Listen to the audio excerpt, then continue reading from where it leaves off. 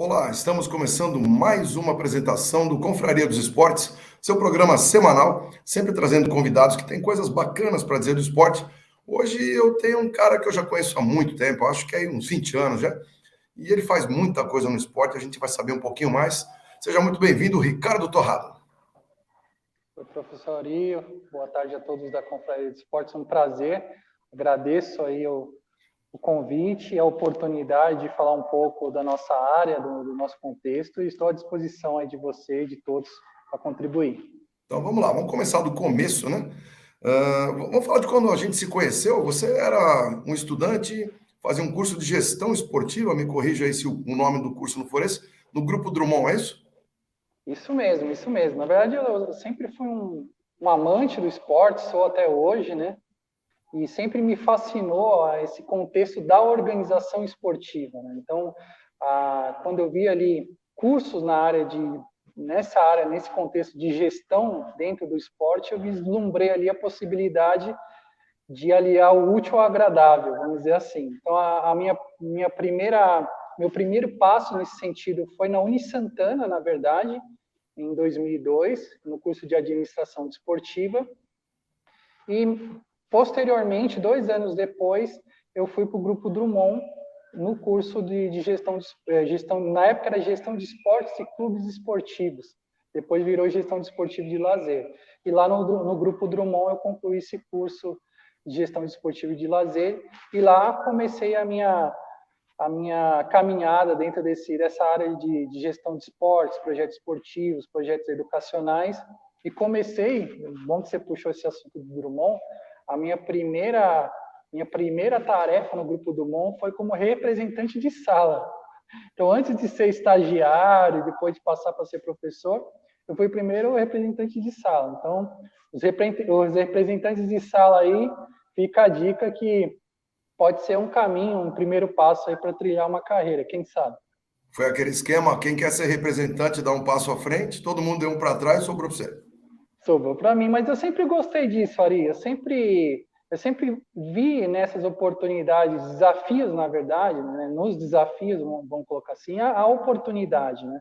Então, eu ali vislumbrava mesmo de, bom, sendo representante de sala, eu vou estar mais próximo aos professores, inclusive você, a mais próximo desse ambiente, conhecer mais esse ambiente, conhecer a dinâmica da coordenação. Então, eu acredito que o fato de eu ter me colocado à disposição chamou a atenção de outras pessoas que, quando surgiu a oportunidade dentro da instituição, lembraram rapidamente do meu nome, porque eu já estava ali dentro desse contexto. Então, foi Eu bastante lembro que útil. numa das Olimpíadas, né, o Grupo Drummond realizava. Hoje mudou um pouco o nome do evento, mas eram as Olimpíadas Drummond.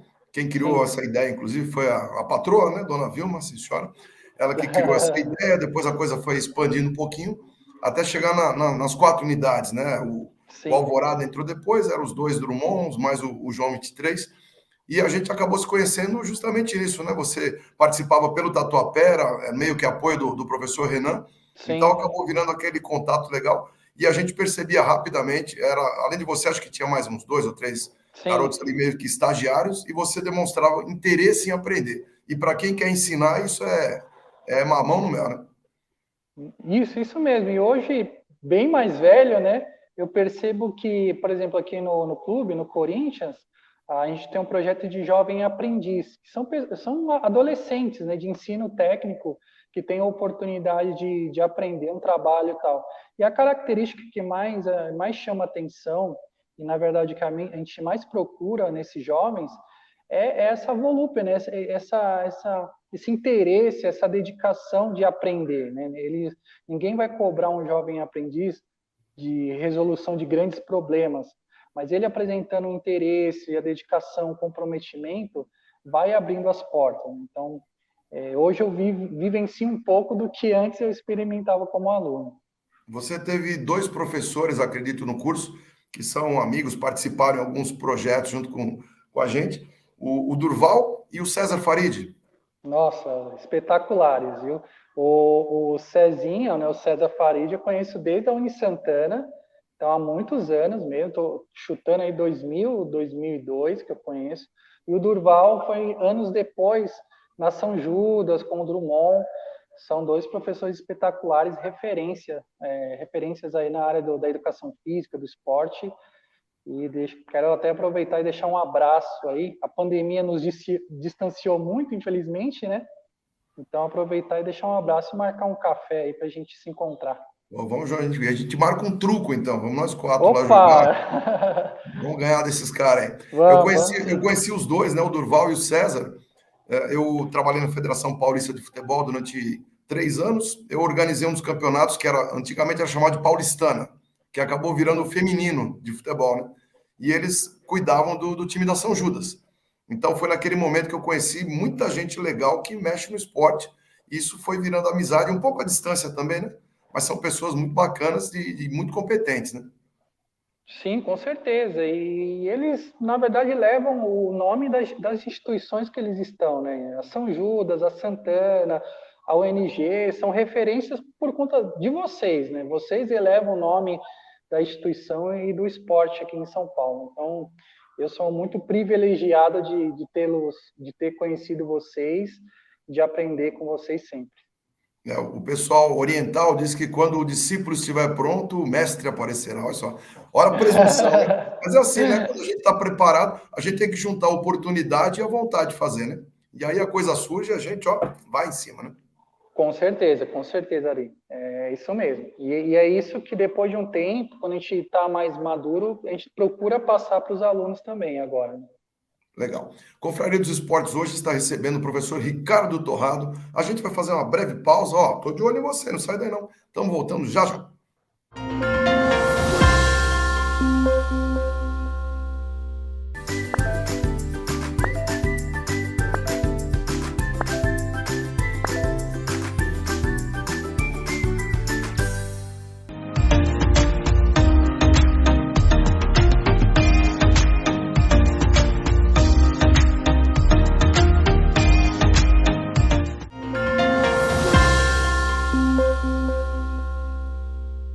Estamos de volta para o segundo bloco do Confraria dos Esportes dessa semana, conversando com o professor Ricardo Torrado. Ricardo, você estava contando um pouquinho da sua experiência em faculdade, você virou diretor do curso na Drummond de Educação Física, é isso ou estou enganado?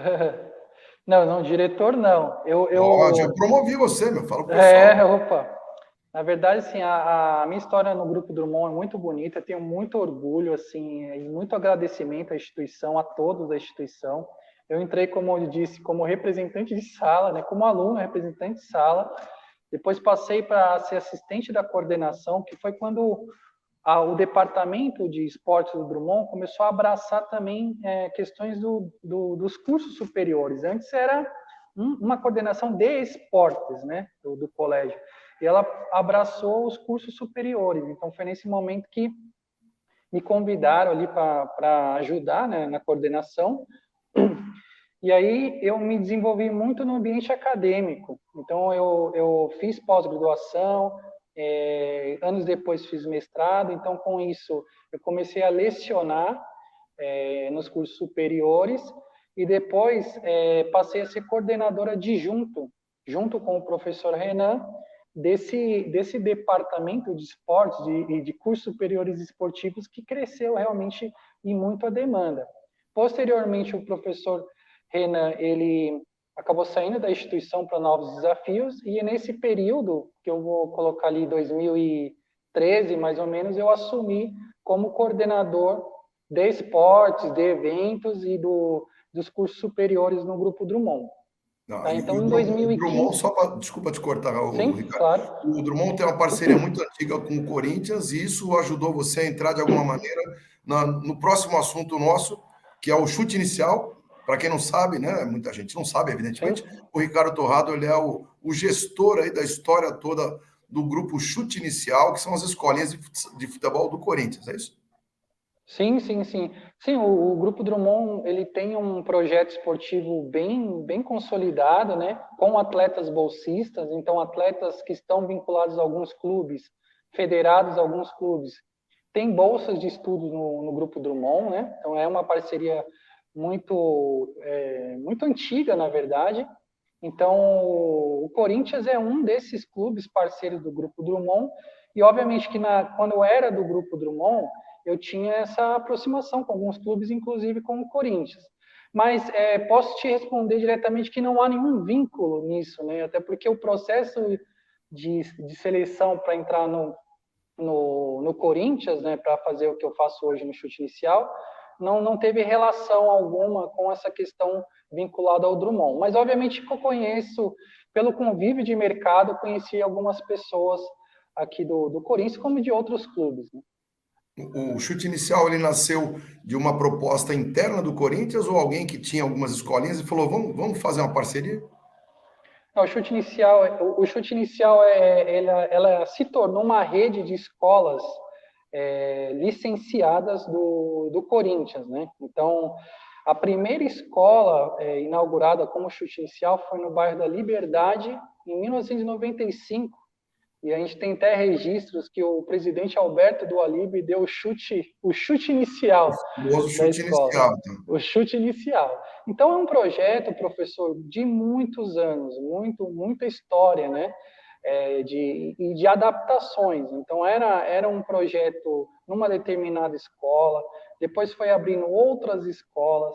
No começo, era uma visão puramente de marketing, né? De franquias, depois passou a trazer um componente mais educacional, mais pedagógico. O projeto no início ficava nos braços do departamento de marketing, depois passou para o departamento de esportes terrestres do clube. Então, ao longo desses anos, o chute inicial ele foi se adaptando às mudanças, foi fazendo os ajustes necessários para se tornar hoje uma das principais redes de escola de futebol da América do Sul. Isso eu sou, óbvio, eu estou no Corinthians, sou suspeito em dizer isso, mas é constatação no mercado essa performance positiva, tanto do ponto de vista social, como do ponto de vista esportivo e educacional, essa performance do projeto Chute Inicial hoje em dia. Quantas Então, unidades tem aqui, Ricardo? atualmente, nós temos 58 unidades licenciadas. Essas unidades estão espalhadas por São Paulo. Quer dizer, nós temos uma unidade matriz dentro do Parque São Jorge, que é a unidade Chute Inicial Parque São Jorge. É uma unidade própria do Corinthians. E as demais são licenciadas. Então, o clube licencia o uso da marca e da metodologia de treinamento nas demais escolas. E aí tem escolas nos bairros de São Paulo, interior, na região sul do Brasil, nordeste, e uma no Japão. Então, nós temos esse grupo de escolas licenciadas. Obviamente que, infelizmente, com a pandemia, com a crise econômica, muitas escolinhas fecharam, não foi só do Corinthians, né? Muitas escolas de outros clubes fecharam. Então, a gente trabalhava com um número muito maior que esse antes da pandemia, chegamos ali perto das 90 escolas, perdemos algumas, infelizmente, por conta dessa crise econômica, mas agora a gente está respirando um novo momento, uma retomada de ações, enfim, com a liberação das atividades esportivas, etc. A gente está numa retomada bem bacana do trabalho e recuperando aí o fôlego e principalmente a alegria das crianças. É bom demais. A molecada gosta muito. A gente recebe clubes de fora, né? Aqui tem a escolinha do Inter de Milão, tem Real Madrid. O pessoal sabe que o brasileiro gosta da bola, então eles acabam chegando aqui. Mas a marca Corinthians é muito forte, né? Sim, sim, a gente acompanha bem essa chegada dos clubes europeus e o que a gente percebe que são chegadas sazonais, né? Depende muito do momento do clube, do brasileiro, às vezes, que está lá no clube, o atleta, enfim, ícone do clube, que possa ter algum tipo de impacto, né, aqui no mercado brasileiro, mas são projetos que eu digo sazonais, de uma certa forma, limitados no bom sentido, tá? Não quero criar polêmica, mas limitados na questão de que os alunos não conseguem ter interações diretas com o clube. Então, por exemplo, um projeto na Espanha, um projeto na Inglaterra, ele não tem uma interação de ir no jogo, de ir no CT, enfim, interações essas que ele consegue com as escolas brasileiras. Então, o chute inicial, como outros projetos aqui dos clubes próximos, conseguem entregar atividades locais, né, para os alunos. Então, a ida dos alunos num jogo, conhecer os jogadores, ir no CT, ir no clube. Então, isso é um grande diferencial dos clubes brasileiros aqui, né, obviamente, no mercado nacional. O que os clubes europeus realmente não conseguem entregar isso. Então, há que se equilibrar esses pontos também. Ah, legal. Então a gente está sabendo um pouquinho do trabalho do Ricardo Torrado. Nesse momento a gente estava falando do chute inicial, a escolinha de formação da garotada aí ligada ao Corinthians. Confraria dos Esportes está chegando ao final do seu segundo bloco. A gente volta já já para o bloco final. Segura aí que eu estou voltando.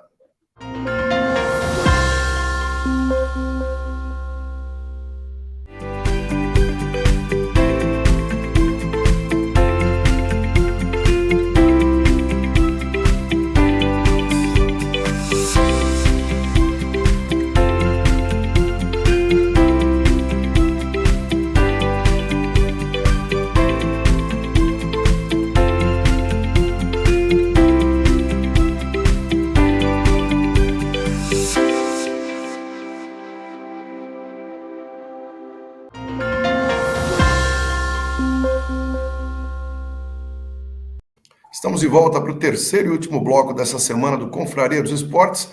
Estamos conversando com o Ricardo Torrado, ele que tem muita coisa aí para contar do esporte.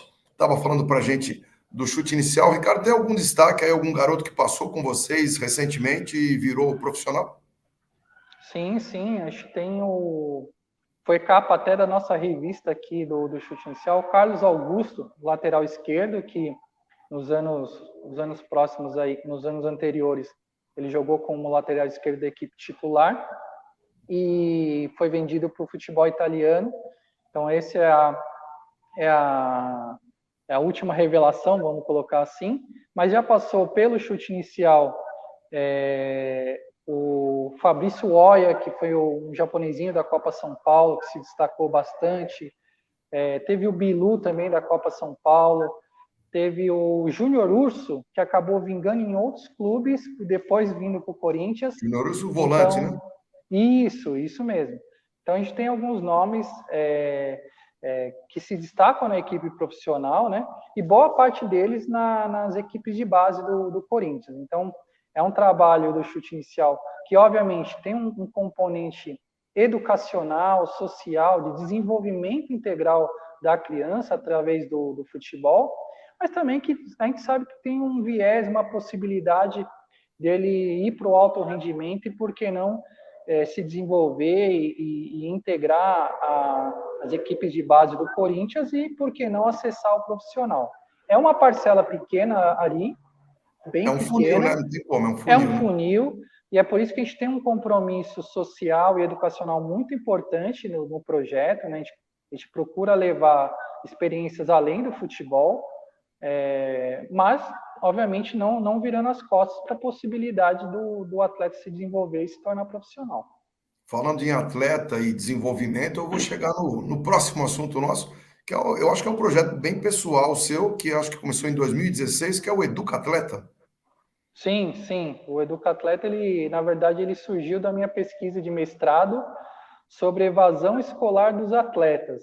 O porquê que os atletas, ou boa parte dos atletas, não conseguem estudar, não conseguem conciliar os estudos com a prática esportiva, né? Então, eu me dediquei aí 2 anos, né, estudando esse tema, levantando artigos, pesquisas, fazendo entrevistas, e a conclusão desse trabalho, dessa dissertação, é de que o atleta, ou boa parte dos atletas, não conseguem estudar, eles até querem, mas não conseguem estudar muito pela distância que às vezes percorrem de 3 pontos, na verdade. Então, um atleta numa cidade como São Paulo, se ele mora na Zona Sul, estuda na Zona Leste e tem que treinar na Zona Oeste, esse percurso diário custa muito tempo, custa dinheiro, cansaço físico, mental. Então, isso tudo atrapalha na questão do atleta conciliar a vida esportiva e a vida escolar ou universitária. E o segundo ponto que a gente percebeu na pesquisa é a percepção de ascensão social através do esporte, principalmente futebol, e através da educação. A gente percebeu que, infelizmente, a família ela aposta todas as fichas, às vezes, no futebol, no clube, no esporte, e deixa em segundo plano a escola e a educação, porque ela tem a sensação de que a ascensão social do atleta, ou do garoto, ou da criança, será mais fácil, mais acessível, vamos dizer assim, se ele se dedicar mais ao esporte, ao clube, do que à escola e à educação. O que é um grande erro, porque a gente sabe que a carreira do atleta é curta, dentro desse período de carreira pode acontecer imprevistos, e se ele não tiver um bom preparo, uma boa educação, se ele não for um cidadão consciente, ele pode ter problemas mesmo de se encontrar na carreira, de tentar um plano B. Então, o Educatleta veio nesse sentido, de tentar propor uma solução ou uma alternativa para que o atleta, mesmo seguindo a sua carreira esportiva, tenha uma atenção, um lado, enfim, uma dedicação, pelo menos de um tempo, para ler sobre comportamento, para ler sobre direitos e deveres, para ler sobre saúde. Então, esse é um projeto que eu desenvolvo já desde 2016, junto ao Sindicato de Atletas Profissionais do Estado de São Paulo. Quem quiser participar precisa fazer o quê? Tem que ser um atleta, tem que ser um estudante universitário? É a partir de que idade? Como que funciona o projeto? A plataforma é gratuita e aberta, então não há necessidade de ser um atleta profissional, amador, pode ser familiar de atleta, a gente tem muito familiar de atleta, mãe, pai, empresário, advogado, então é uma plataforma gratuita e aberta. A inscrição do programa Educatleta é feita no site do Sindicato de Atletas Profissionais de São Paulo. Então, é só fazer uma busca e lá encontrará o projeto Educatleta, a opção do projeto Educatleta.